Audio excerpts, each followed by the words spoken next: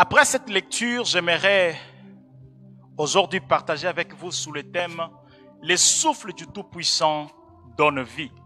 Les souffles du Tout-Puissant donnent vie. Le livre d'Ézéchiel, c'est un livre plein de visions, plein de paroles prophétiques. L'auteur de ces livres, c'est certainement le prophète Ézéchiel.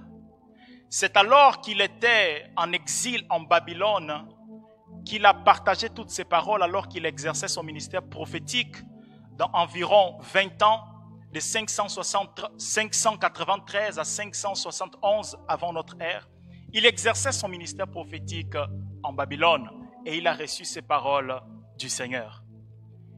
Et alors qu'il a reçu ces paroles du Seigneur, c'était pour réconforter le peuple de Dieu qui était dans une terre lointaine et qui souffrait certainement. Ce livre est divisé en 4 grandes parties. La première partie nous parle de l'appel d'Ézéchiel en tant que sentinelle. La deuxième partie nous parle des oracles, des avertissements sur Juda et Jérusalem.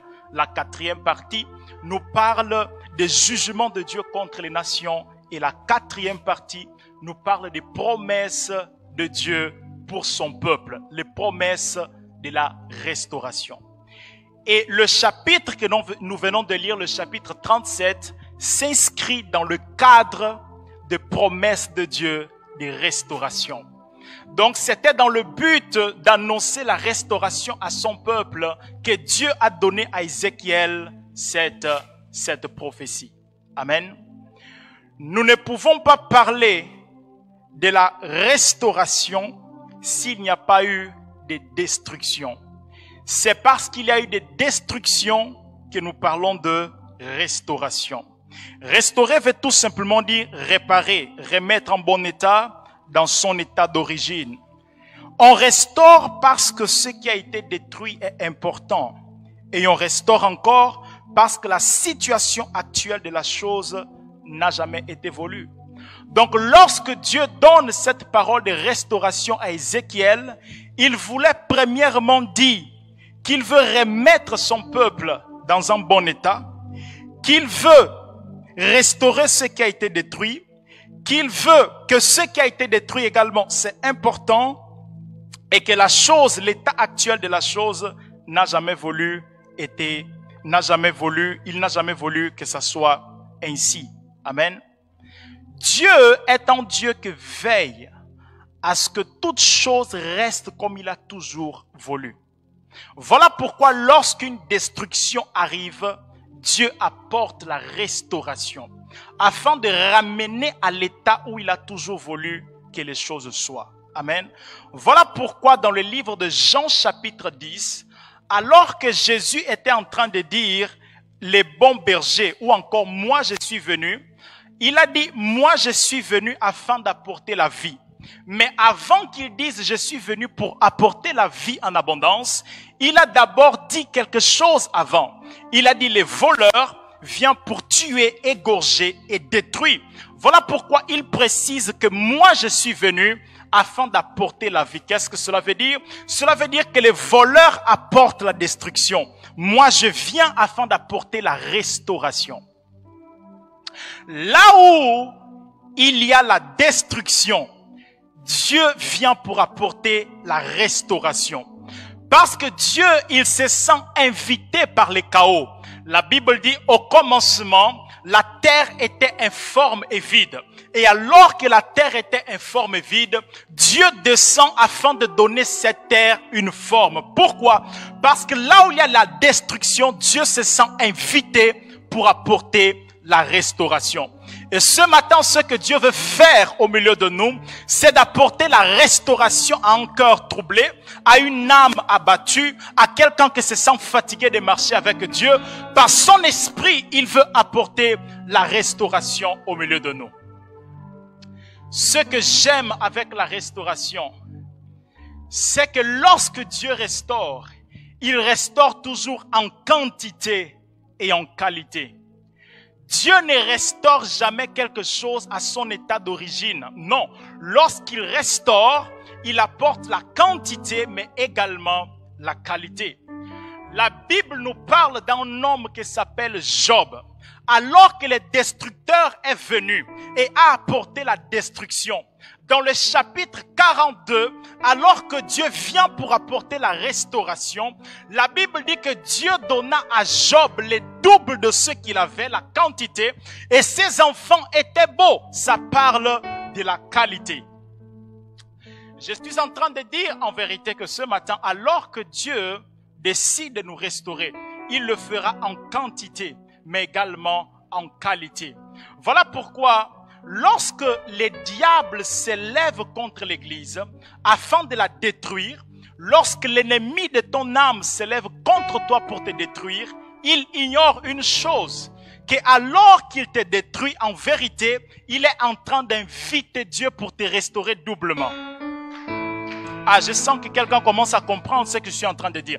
Voilà pourquoi la Bible dira ceci. Quand Nebuchadnezzar a détruit le premier temple qui a été construit par Salomon, lorsque Zorobabel construit le deuxième temple, la Bible dit que la gloire du deuxième temple sera plus grande que la gloire du premier temple. Pourquoi? Parce que ce qui a été détruit, lorsque Dieu vient restaurer les temples, il amène une gloire plus grande que celle qu'elle avait au préalable. Il amène une gloire plus grande. Parce qu'il restaure avec quantité et qualité. Et le chapitre 37 que nous avons lu, c'est dans le cadre de la restauration que ce chapitre s'inscrit. Dieu parlait de la restauration de son peuple. Parce que Dieu se sent engagé de restaurer son peuple. Il n'a jamais voulu voir son peuple dans un état de destruction, d'oppression. Voilà pourquoi il les restaure. Et alors que Dieu est en train de faire à comprendre à Ézéchiel qu'il veut restaurer son peuple, il dit à Ézéchiel comment je veux restaurer mon peuple. Il dit à Ézéchiel, je ferai venir mon souffle en eux. Je ferai venir mon souffle en eux. Et lorsque le souffle était venu, les ossements desséchés qui étaient les symboles du peuple de Dieu a commencé à voir les nerfs, la chair, la peau a couvert ces ossements desséchés. Et pour que ce souffle puisse apporter la vie aux ossements desséchés, le souffle a apporté avec lui 4 vents. Dans la Bible, les vents sont classés selon leur orientation. Donc nous avons 4 vents dans les Écritures. Les vents du nord, les vents du sud, les vents de l'Orient et les vents de l'Occident. Lorsque Dieu dit que pour la restauration de ce peuple, il fait venir 4 vents, il faut que nous puissions comprendre que selon Job chapitre 37 et Proverbe 25, le vent du nord et le vent du sud symbolisent la bénédiction et la visitation divine. Les vents de l'Orient symbolisent un vent qui vient enlever les obstacles. La Bible dit dans le livre de Exode chapitre 14, alors que le peuple a quitté Égypte et qu'ils étaient devant la mer, ils ont trouvé un obstacle. La Bible dit Dieu a fait venir un vent de l'Orient et ce vent a séparé la mer et ça a permis que le peuple puisse traverser. Les vents de l'Orient, c'est les vents qui frayent le chemin. Le 4e vent, c'est le vent de l'Occident. Dans le livre de Exode chapitre 10, alors que Dieu devrait faire sortir son peuple d'Égypte, il a fait souffler les vents de l'Occident et les vents de l'Occident a apporté les sauterelles qui ont détruit les récoltes des Égyptiens. Les vents de l'Occident, c'est les vents qui apportent les malheurs, la disette dans les camps de tes ennemis. Chaque fois que Dieu veut délivrer son peuple, ou quand Dieu dit je veux te restaurer, je veux te redonner la vie, en vérité, il est en train de dire que j'apporterai chez toi la bénédiction et je te visiterai. Il veut dire encore qu'il enlèvera les obstacles devant ton chemin et il veut dire encore qu'il amènera les malheurs dans le camp de tes ennemis. Pourquoi il est important qu'il amène les malheurs dans le camp de tes ennemis? Parce que ce sont eux qui sont venus te détruire. Alors pour qu'ils puissent te restaurer, les malheurs tombent dans leur camp. Quand vous lisez les Écritures, vous allez tout simplement vous rendre compte que pour que le ministère de Moïse soit restauré, il fallait que Dieu les visite. Vent du nord. Pour que la royauté de David lui soit donnée, il fallait que l'obstacle Absalom soit ôté. Vent de l'Orient. Pour que le peuple d'Israël soit restauré dans le temps de Gédéon, il fallait que le malheur tombe dans le camp des Madianites. Vent de l'Occident. Donc Dieu, pour restaurer son peuple, il fait souffler ces 4 vents. Et ce matin, on sait ce qu'il fera au milieu de nous, afin que son peuple soit complètement restauré. En sortant d'ici, nous serons complètement restaurés par la visitation divine, par la bénédiction de l'Éternel. Au nom de Jésus. Au nom de Jésus. Maintenant, quand nous lisons attentivement le passage que nous avons lu, nous nous rendons compte que le souffle ne veut dire autre chose que l'esprit. Donc quand Dieu disait à Ézéchiel, pour que ces ossements desséchés prennent vie, je ferai venir en eux le souffle, il était simplement en train de dire qu'il fera venir en eux l'esprit. Et l'esprit en eux s'en chargera, se chargera de les restaurer complètement. Pourquoi c'est l'esprit? Parce que les mots esprit et les mots souffle, c'est la même chose. 1. 2. C'est encore l'esprit parce que lorsque vous lisez l'histoire de Jésus, vous allez voir que l'esprit a fait 5 choses dans la vie de Jésus. La première chose qu'il a faite, c'était de remplir Jésus. La deuxième chose, c'est de le revêtir de puissance. La troisième chose, c'était d'introduire le ministère de Jésus en Galilée. La quatrième chose, c'était de faire Jésus accepter le calvaire, la croix, selon Hébreux 9, 14. Et la cinquième chose, selon Romains 8, 14, c'est qu'il a ressuscité Christ d'entre les morts. Donc c'est l'esprit en vérité qui vivifie. Et c'est Jésus lui-même qui a dit, c'est l'esprit qui vivifie. Donc ainsi comme le souffle a pu vivifier les ossements desséchés, de même également, c'est l'esprit qui a en lui la capacité de vivifier. Donc ce que Dieu était en train de dire à Ézéchiel, c'est ceci: mon peuple est dans le désespoir, mon peuple est abattu, mon peuple est triste, mon peuple est dans une crise économique, mon peuple est dans un célibat, mon peuple est quoi encore? Est maladif. Mais lorsque mon esprit viendra, ce qui est mort ressuscitera. Les ossements desséchés reviendront à la vie. La tristesse sautera de joie. La haine donnera place à l'amour. C'est ce qu'il était en train de dire à Ézéchiel. Donc la restauration que Dieu était en train de promettre à son peuple ne pouvait faire que par l'esprit.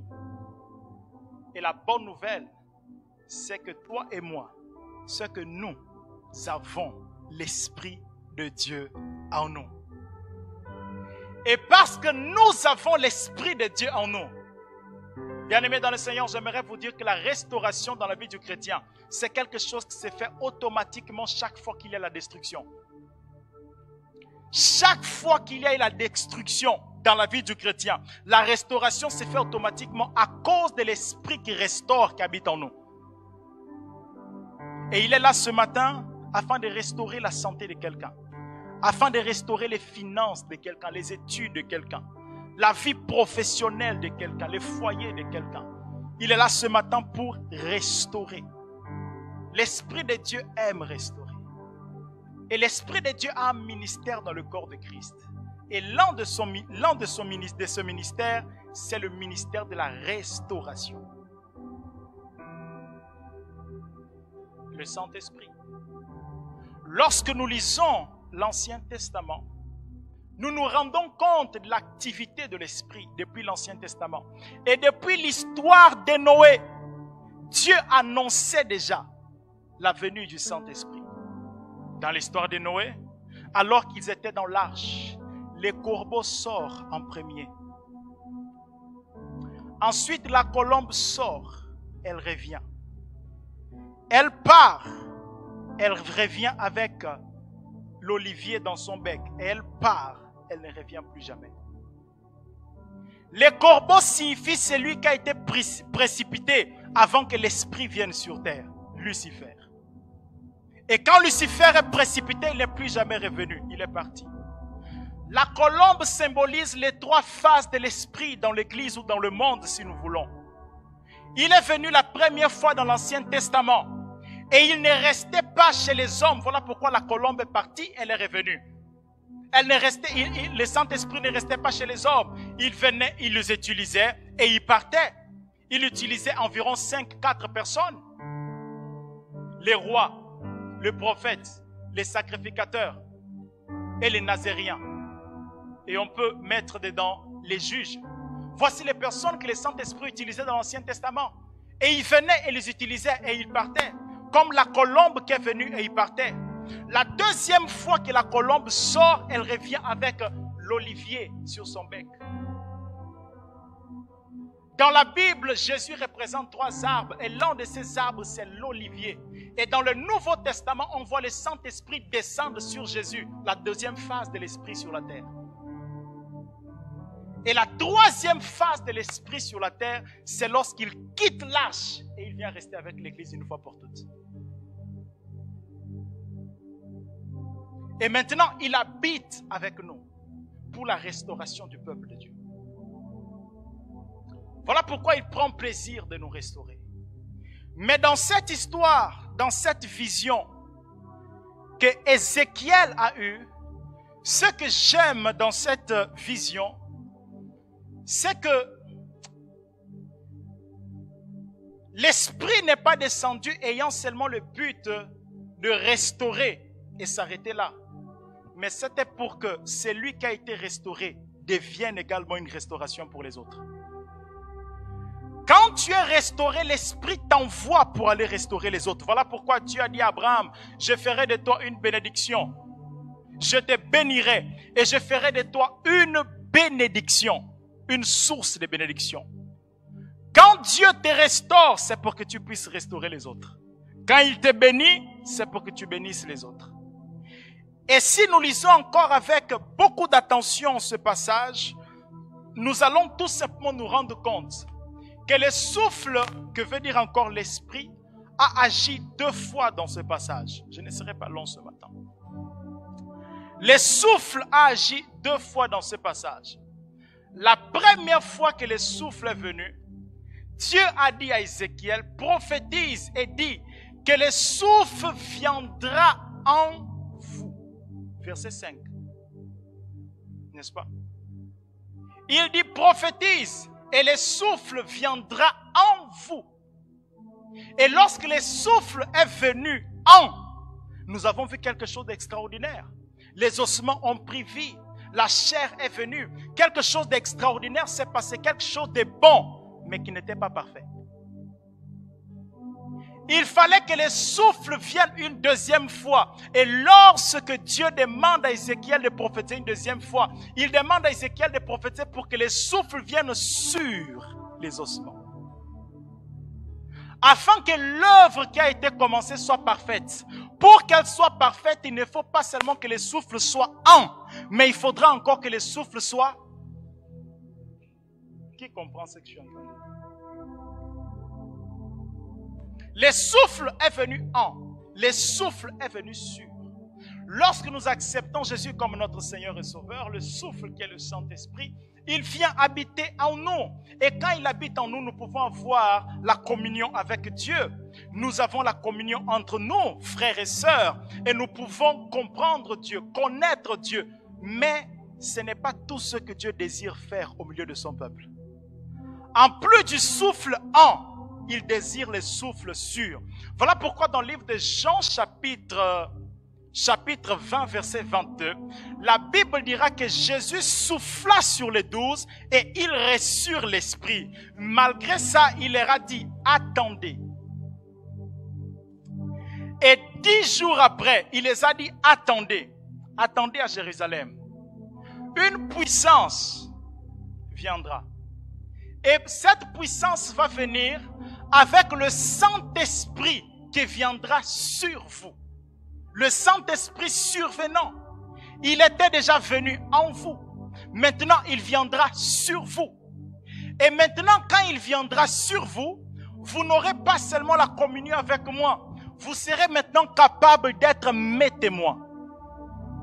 Donc, vous, quand il est venu en vous, vous étiez bénis. Mais maintenant qu'il vient en vous, vous allez répartir, donner cette bénédiction aux autres. Voilà pourquoi quand Dieu nous restaure, pour que la restauration soit complète, l'Esprit est sûr pour que nous puissions être des témoins. C'est le désir de Dieu que chacun d'entre nous soit les témoins de Dieu là où nous sommes. Et ce matin, Dieu ne veut pas seulement nous restaurer, mais il veut restaurer chaque membre de notre famille. Il veut que nous soyons un canal de restauration pour les autres, un canal de bénédiction pour les autres. Avec l'Esprit qui vient sur et qui nous accorde la capacité d'aller témoigner sur Christ. Alléluia. Pour finir rapidement, je disais que je ne serais pas long. Nous voyons que pour que l'Esprit puisse agir, il fallait qu'Ézéchiel fasse quelque chose. Comment est-ce que l'Esprit nous restaure? Comment est-ce que l'Esprit nous donne la vie? Il fallait qu'Ézéchiel fasse quelque chose. C'est ce que pasteur Camille disait le dimanche passé. Il a parlé de quoi? La puissance de la parole, n'est-ce pas? C'est parce que Ézéchiel a prophétisé que cela a donné à l'Esprit la possibilité d'agir. Pourquoi? Parce que la parole est l'épée de l'Esprit. L'outil avec lequel l'Esprit travaille, c'est la parole. Quand la parole ne sort pas de ta bouche ou de la bouche de quelqu'un, tu te bats toi-même. Mais lorsque la parole sort de ta bouche, tu permets à l'Esprit de se battre, de combattre, parce que tu lui donnes son outil. Et ce que j'aime avec la Bible, c'est que dans le livre de Jean, chapitre 16, verset 14, Jésus était en train de parler de lui et du Saint-Esprit. Et il a dit, lorsque le Saint-Esprit viendra, il prendra ce qui est à moi et il vous l'annoncera. Dans ce passage, si Jésus devrait être peut-être grammaticalement correct, il devrait dire, le Saint-Esprit prendra ce qui est à moi et il vous donnera. Mais ce n'est pas ce qu'il dit. Il dit, le Saint-Esprit prendra ce qui est à moi et il vous l'annoncera. Parce que la manière pour Dieu de te donner quelque chose, c'est de te l'annoncer. Quand Dieu t'annonce quelque chose à cet instant, il vient de te le donner. Voilà pourquoi lorsqu'un enseignant, un prédicateur prêche, on ne dit pas Amen pour le motiver. Mais c'est parce qu'on comprend que Dieu vient de me donner quelque chose, alors je dis, je le reçois.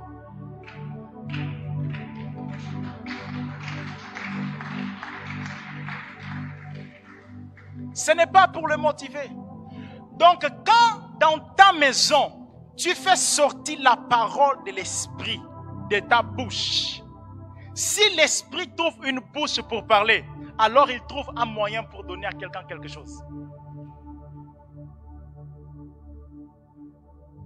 Le deuxième moyen pour l'Esprit de te donner quelque chose, la Bible dira ceci,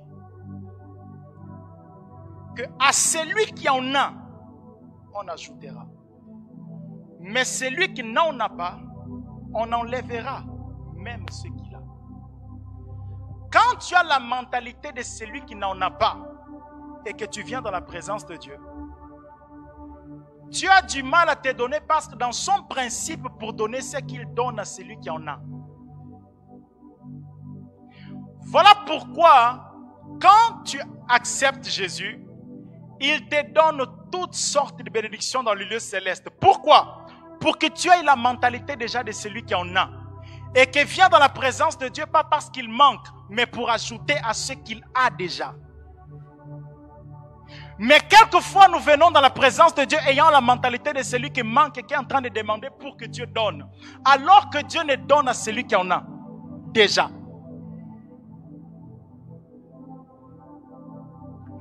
Quand tu dis à Dieu, voilà pourquoi la Bible dit qu'Abraham était père des nations avant même qu'il ait Isaac.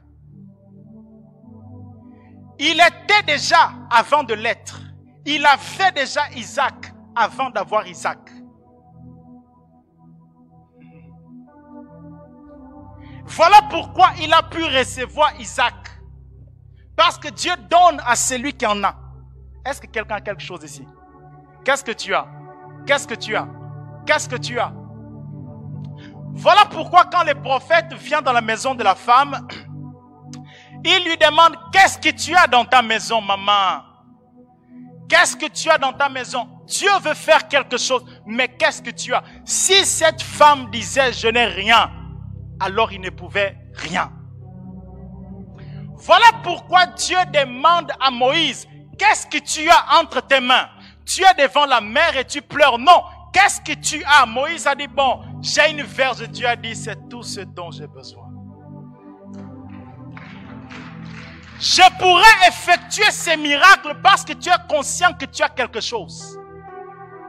Et beaucoup s'approchent de Dieu ayant une conscience qu'il manque de tout. Voilà pourquoi ils ne reçoivent rien. D'autres ayant rien s'approchent de Dieu comme ayant tout. Voilà pourquoi ils reçoivent tout. Parce que Dieu dira aux faibles que les faibles disent. Que les faibles ne disent pas je suis faible. Que les faibles ne disent pas je manque de force. Que celui qui n'a plus envie de prier ne dise pas je n'ai plus envie de prier. Mais qu'il dit je suis rempli de Dieu. Oh,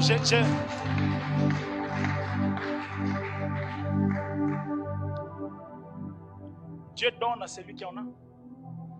Et quand nous nous approchons devant le trône de grâce, la Bible dit, approchons-nous donc du trône de grâce afin de recevoir plus de grâce. Ce n'est pas parce que nous manquons de grâce. Et dans la Bible parle de 3 niveaux de grâce. La Bible dira que Christ est venu avec grâce.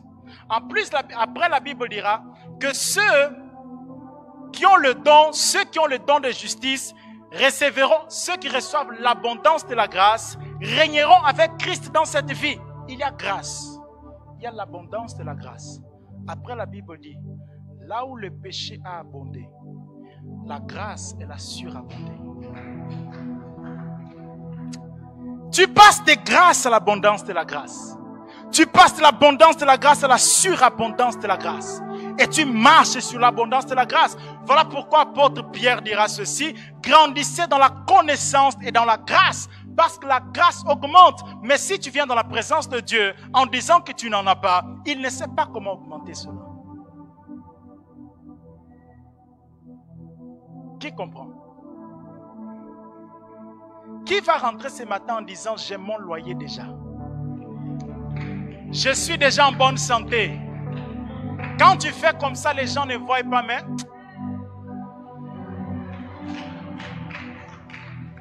c'est déjà là. Alléluia. Quand l'Esprit veut te donner quelque chose, il te l'annonce et il attend que tu aies la mentalité de celui qui en a déjà. Pourquoi la Bible dira que celui qui n'en a pas, on retirera même ce qu'il a? Comment on peut, même ce qu'il n'en a pas, comment on peut retirer de quelqu'un quelque chose qu'il n'a pas?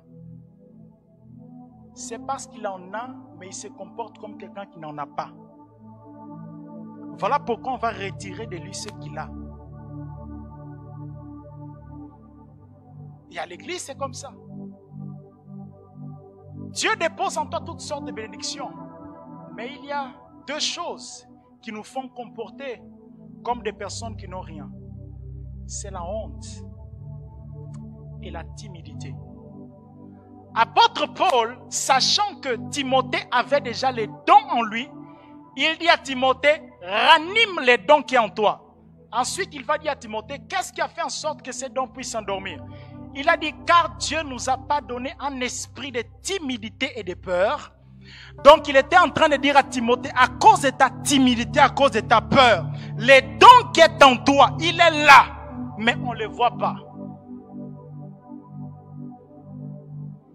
Et quelquefois, l'Église, ce qui fait en sorte qu'on se comporte comme des personnes qui n'ont rien, c'est à cause de la peur et la timidité. Oh non, en fait, non, je ne sais pas, oui.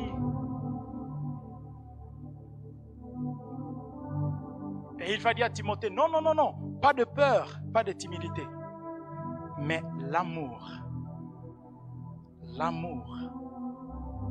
L'amour. Amen. Ce matin, Dieu veut tout simplement nous restaurer la vie de prière de quelqu'un. Restaurer les intercesseurs, restaurer chaque commission, afin que nous puissions prendre conscience que nous pouvons toujours aller de l'avant avec Dieu. Nous pouvons toujours aller plus loin avec Dieu. Nous pouvons toujours aller de l'autre bord si l'Esprit est avec nous.